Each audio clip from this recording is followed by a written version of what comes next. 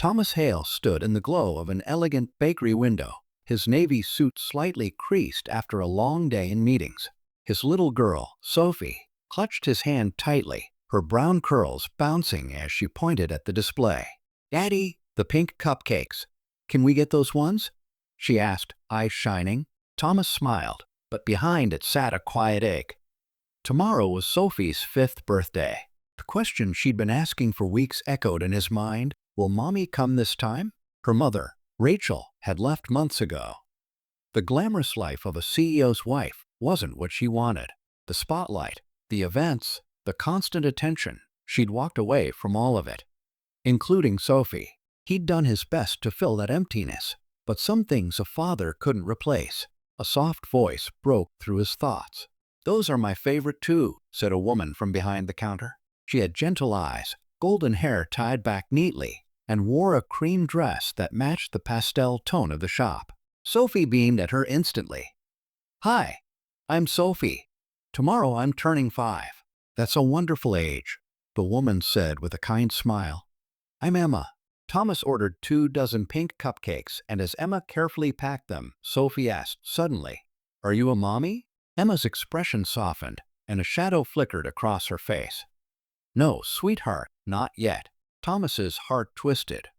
The thought of Sophie's party, filled with children, mothers, and the pitying looks of adults, made his chest tighten. And then, a wild, desperate idea took root. When Sophie wandered off to look at the bakery's fish tank, Thomas leaned closer to Emma. "I know this will sound insane," he began softly, "but would you consider pretending to be my wife? Just for 1 week." For Sophie, Emma blinked in shock. "You want me to lie to your daughter? I want to give her one memory, one day where she doesn't feel abandoned." Thomas's voice cracked. "She cries herself to sleep sometimes. I can't stand it anymore." Emma looked over at Sophie, a bright little girl pressing her nose against the glass, giggling at the fish. Her heart softened. "1 week?" Emma whispered. Thomas nodded.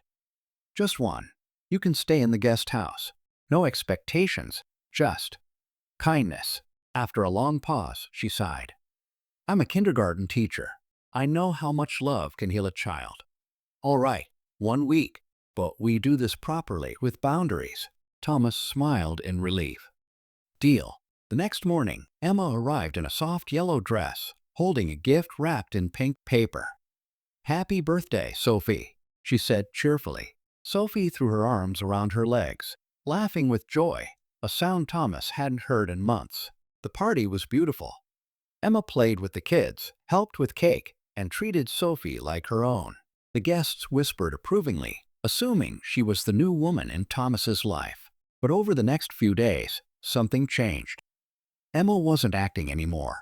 She read bedtime stories with silly voices, helped with puzzles, and talked to Thomas over coffee about life, love, and second chances. One afternoon, as Sophie played in the garden, Emma turned to him.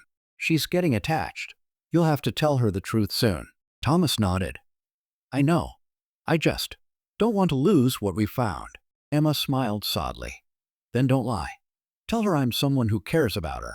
After a long silence, Thomas said, "What if I asked you to stay? Not as my pretend wife, but as yourself." Emma looked at him, eyes wide. "Thomas," he continued softly, "you've brought warmth back into our home, into my life. I want to see where this could go." Her smile trembled, but it reached her eyes. "Then let's start over. No pretending." That night, they told Sophie the truth, that Emma was a special friend who helped make her birthday amazing, and now they wanted to spend more time together as a real family. "Does that mean you might become my real mommy someday?" Sophie asked. "Maybe," Emma said with a laugh, "but only if we all choose it together." 6 months later, beneath a canopy of white roses, Emma and Thomas were married. Sophie scattered petals down the aisle, giggling with pure joy. This wasn't a fairy tale built on make-believe, but a love story born from courage, kindness, and second chances. Sometimes, the smallest act of compassion can change everything, even turn a stranger into family.